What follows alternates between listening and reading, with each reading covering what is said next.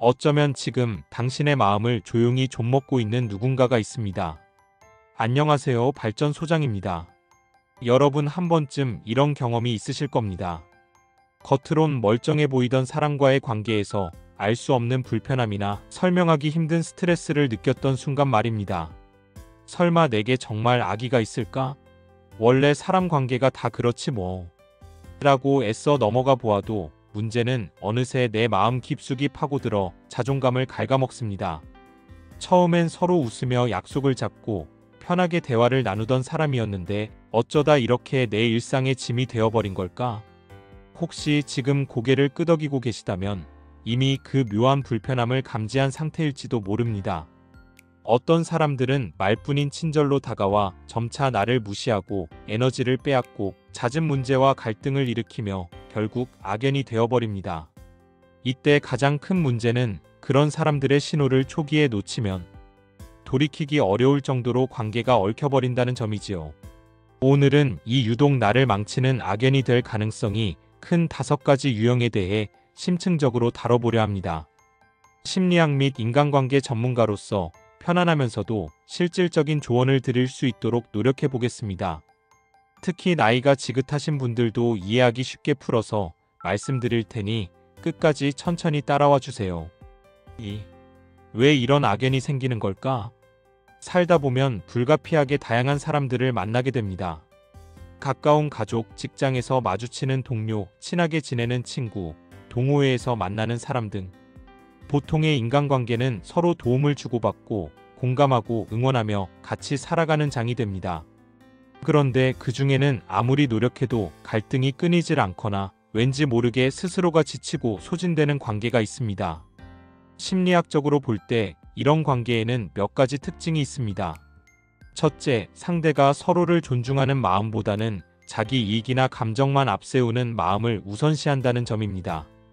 둘째, 초기에는 친절을 가장하여 다가오지만 시간이 지날수록 언행이 변질되며 결국에는 일방적인 희생을 요구하는 일이 잦아진다는 것입니다.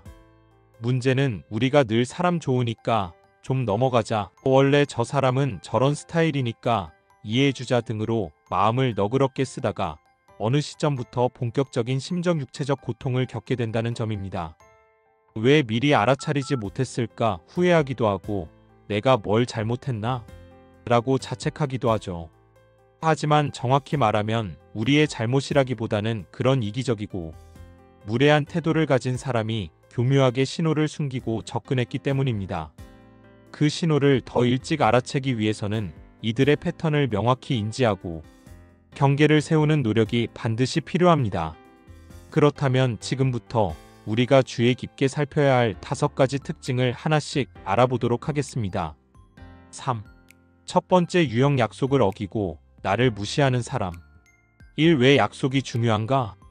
약속이라는 것은 사소해 보이지만 사실상 사람 사이에서 신뢰와 존중을 확인하는 첫 단추와 같습니다. 상대가 정말 나를 귀하게 여기고 있다면 작은 약속이라도 소중하게 지키려 노력합니다.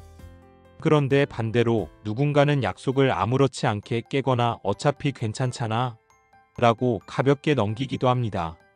이 나를 무시당하는 느낌이 쌓이면 처음엔 늦게 온다거나 갑자기 약속 날짜를 바꾸는 일이 피치 못할 사정이 있겠지라고 넘어갈 수 있습니다. 하지만 이러한 일이 여러 번 반복되면 마음 한구석에 저 사람은 내가 중요하지 않은가 보다라는 상처가 쌓이게 됩니다. 특히 연세가 있으신 분들 중에는 젊은 사람이니 바쁘겠지라며 넘기는 경우도 많습니다. 그러나 아무리 바쁘더라도 약속을 정중하게 조정하거나 미안함을 표하는 태도가 있다면 대체로 큰 문제로 번지지 않습니다. 문제는 몰랐어. 어쩌라고? 같은 식으로 대수롭지 않게 넘어가는 사람이죠. 3. 무례함의 실질적 영향. 이런 태도는 시간이 흐를수록 나를 하찮게 여긴다는 느낌으로 번져 자존감 저하에 영향을 줍니다. 심리학적으로 반복된 무시는 학습된 무기력감을 유발하기도 합니다. 자꾸 참다 보면 내가 굳이 얘기를 해봐야 의미가 있나? 하는 체념이 생기고 결국 관계 안에서 내 목소리를 잃게 됩니다. 4.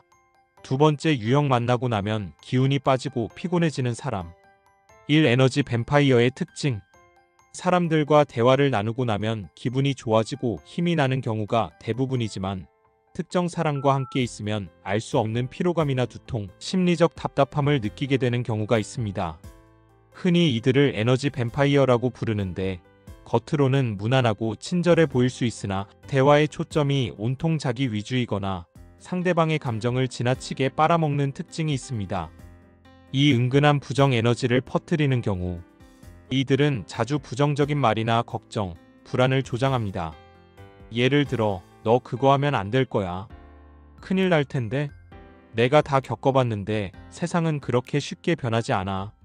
같은 말을 자주 함으로써 상대방의 꿈과 의욕을 꺾습니다. 또한 이런 태도가 반복되면 만나고 난 뒤 마치 남이 시름시름 앓는 모습을 멀찍이서 구경하는 사람처럼 남겨질 수 있습니다. 함께 있으면 왜 힘들까? 대화는 대체로 쌍방향으로 오가야 하지만 이런 에너지 뱀파이어는 일방적으로 본인의 말을 쏟아냅니다.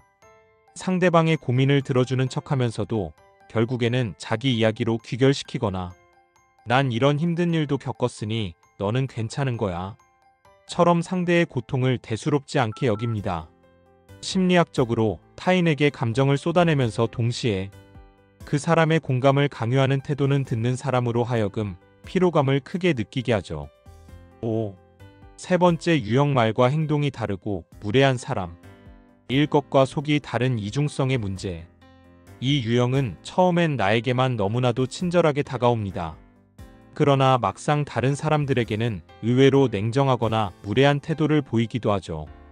예를 들어 식당에서 일하는 직원을 함부로 대한다거나 교통 상황에서 버럭 화를 내는 모습 등으로 자신이 상대적으로 우위에 있다고 여기는 이들에게 막대하는 모습을 보일 수 있습니다. 이러한 사람과 함께 있다 보면 지금은 나에게 잘해주지만 혹시 나도 언제 저런 대접을 받게 될까? 하는 불안을 떨칠 수 없습니다. 시간이 지날수록 이건 상대의 본심이 아니고 잠깐 각색된 모습인가? 라는 의심이 들기도 하죠. 이 포장된 친절의 함정. 이들의 친절은 대부분 진정성이 아닌 계산된 표현일 가능성이 큽니다. 무언가를 얻기 위해 잘해주다가 필요가 없어지면 태도를 급격히 바꾸거나 본심을 드러내기도 합니다. 이를테면 선물 공세로 호감을 산 뒤 어느 날 갑자기 무리한 부탁을 요구한다든지 부탁을 거절하면 이전과 180도 달라진 태도로 비난을 퍼붓는 행태 등이 있습니다. 무례함에서 비롯되는 심리적 타격. 나이가 있으신 분들도 종종 이런 일을 겪습니다. 처음엔 조카나 지인 등 누군가에게 호의를 베풀었지만 어느 순간부터 이건 당연히 해줘야지 라는 식의 태도로 바뀌는 걸 보죠. 그리고 자신이 다른 사람들과 있을 때는 그 사람을 가차없이 깎아내리는 무례를 범합니다. 이런 경우 겉과 속이 다른 태도가 서로에게 불신을 키우고 궁극적으로 관계 자체를 흔들어 버립니다. 6. 네 번째 유형 계속 문제를 일으키는 사람. 반복되는 갈등과 불운. 모든 인간관계에는 크고 작은 갈등이 생길 수 있습니다.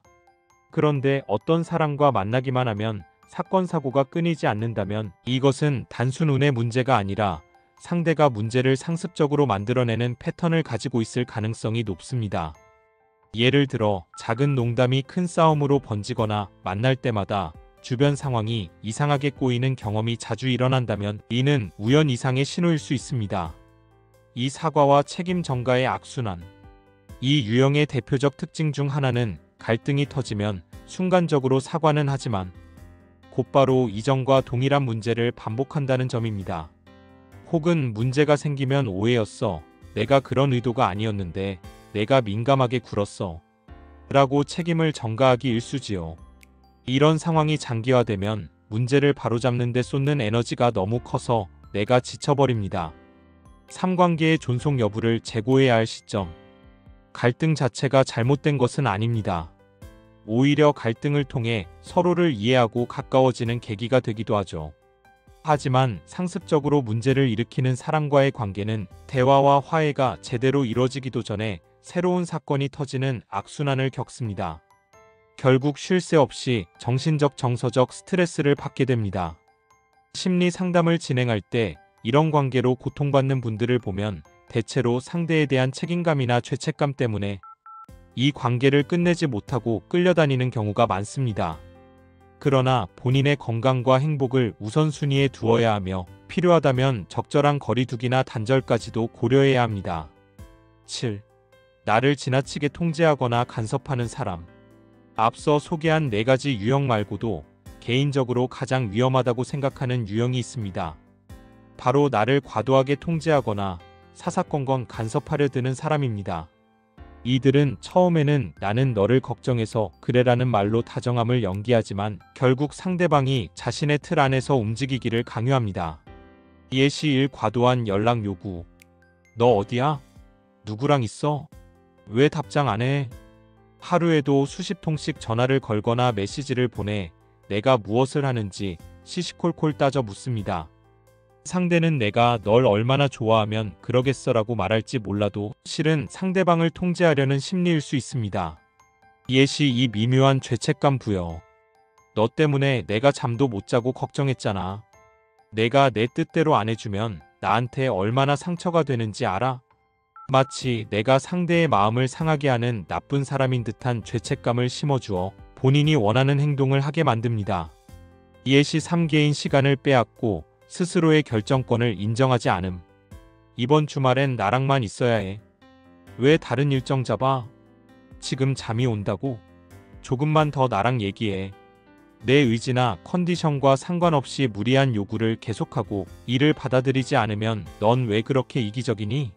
라고 몰아붙입니다. 1. 왜 이런 통제형 인간이 위험할까? 이런 유형의 사람과 얽히면 자기 결정권이 점차 훼손됩니다. 심리학에서는 인간이 건강한 삶을 살기 위해 자율성이 필수적이라고 봅니다. 그런데 통제와 간섭이 심한 관계에서는 자율성을 잃고 상대에게 의존하는 상태가 됩니다.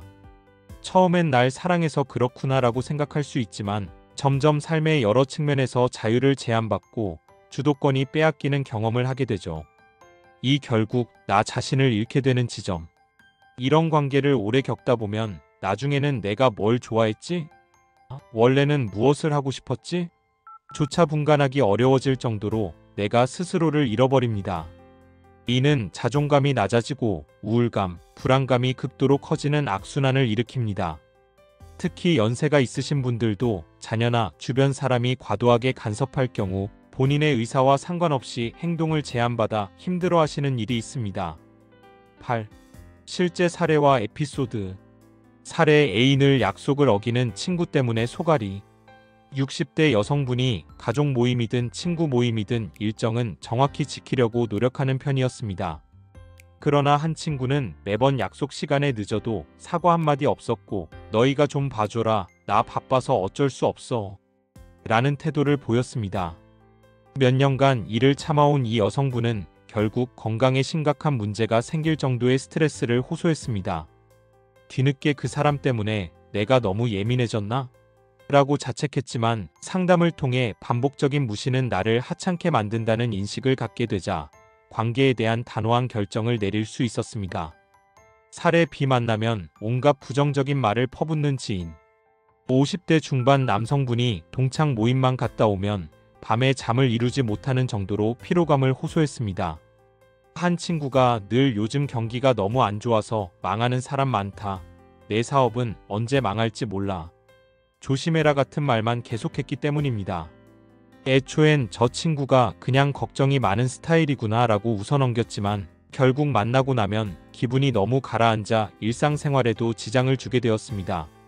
이분은 상담을 통해 동창 모임의 빈도를 조절하고 그 친구와 한 번에 오래 대화하기보다 여러 사람과 골고루 소통하는 방식으로 피해를 줄였습니다. 사례 C. 겉과 속이 다른 태도로 가족을 지치게 만드는 며느리. 70대 할머니가 며느리에 대해 호소한 사례가 있습니다. 외부 사람들에게는 늘 우리 시어머니가 너무 좋고 잘 지내고 있다라고 말하지만 정작 집에서는 사사건건 트집을 잡고 화를 냅니다. 남들 앞에서는 눈물까지 흘리며 시어머니가 힘드실까봐 늘 신경 쓴다고 말해서 주변 사람들은 며느리가 굉장히 다정한 줄 알았습니다. 하지만 실상은 전혀 달랐죠. 상담을 거치며 가족 간 대화를 시도하였고 이중적인 태도로 인한 불신이 깊었다는 사실이 드러났습니다. 할머니는 결국 진심이 드러나더라라며 차라리 솔직하게 얘기해주는 편이 훨씬 관계가 덜 힘들었다고 말했습니다. 살에 뒤 늘 문제를 일으키는 친구, 이제는 지쳤다. 40대 여성분이 만나면 싸움 먹으면 배탈이라며 농담처럼 이야기했던 친구가 있었습니다. 말다툼만 하는 게 아니라 가는 식당마다 문제가 생겨서 직원과 충돌하고 주차를 하다 다른 사람 차와 사고가 나고 모임 후에는 SNS에 불만을 퍼붓는 식의 이슈 메이커였습니다. 처음엔 그 친구가 좀 불운해서 그렇다라고 생각했지만 결국 이는 불운이 아니라 분노 조절 문제와 상습적인 타인 탓이라는 패턴이었다는 걸 깨닫게 되었죠. 몇 번을 진지하게 대화해 보았지만 변하지 않자 관계에 회의감을 느끼고 거리를 두기로 결정했습니다. 살해 이 통제하고 간섭해 사랑이라 말하는 연인. 30대 남성분이 여자친구와의 문제로 상담을 오셨습니다. 여자친구가 처음엔 당신을 너무 좋아해서 항상 같이 있고 싶다고 얘기했지만 곧 연락이 5분만 늦어도 어딨냐, 누구랑 있냐라고 집요하게 묻고 다른 사람과 통화한 사실을 알면 엄청난 화를 내더라는 것이었죠. 이분은 처음엔 나를 정말 사랑해서 그러는구나 라고 여겼으나 점점 숨이 막히고 본인 일에 집중하기 어려울 만큼 통제를 받았습니다. 결국 이렇게는 지속할 수 없다는 판단 하에 스스로의 삶을 지키기 위해 관계에서 벗어났습니다. 9. 어떻게 대처할 것인가? 초기 신호를 놓치지 말 것. 약속을 어기는 일이 반복된다면 이유 여하를 떠나 그 의미를 곰곰이 생각해 보세요. 상대가 나를 진정 존중하고 있는지 파악해보는 것이 중요합니다. 만날 때마다 피곤해진다면 왜 내가 이렇게 지칠까? 이를 스스로에게 물어보고 상대방이 지나치게 감정을 쏟아내거나 부정적인 말을 많이 하는지 체크해 보십시오. 자존감을 지키는 대화법. 그건 나에게 조금 힘든 부분이야. 다음에는 이렇게 해줄 수 있겠니? 처럼 내 감정을 명확히 표현하고 요구사항을 분명히 밝힙니다.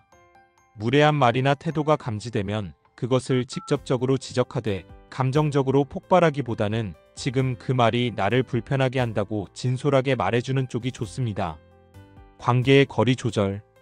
아무리 오랜 지인이라도 나에게 치명적으로 해로운 영향을 준다면 만남의 횟수를 줄이거나 온라인으로만 적당히 연락을 유지하는 식으로 거리를 두는 것이 필요합니다. 연세가 있으신 분들도 자녀나 가족이라 하더라도 과도한 무시에 시달리거나 만날 때마다 스트레스를 받는다면 대화나 상담을 통해 개선이 가능한지 확인하고 어렵다면 스스로 방어 기제를 마련해야 합니다. 전문가의 도움 활용.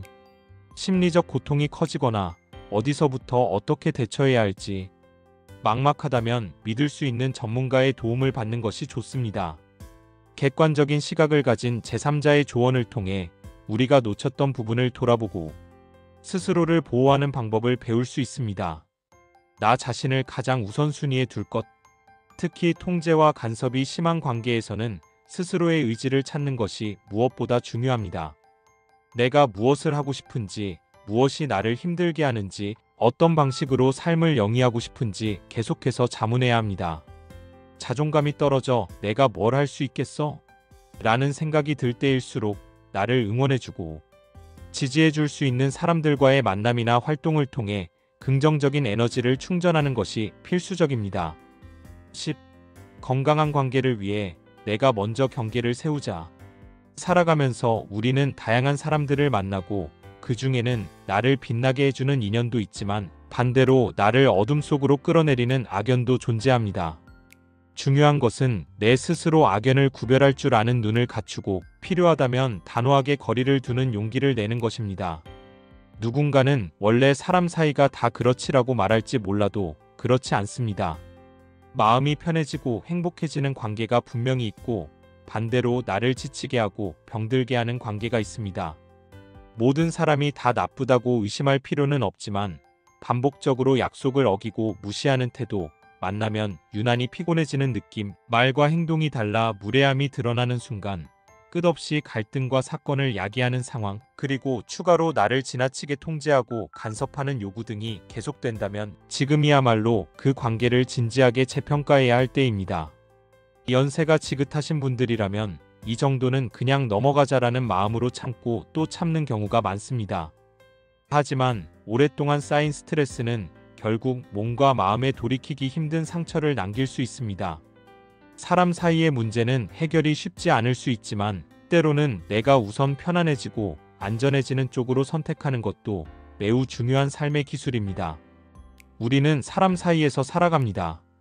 누군가는 큰 힘을 주는 존재가 되기도 하고 누군가는 내 마음을 밤낮 없이 괴롭히는 존재가 되기도 합니다.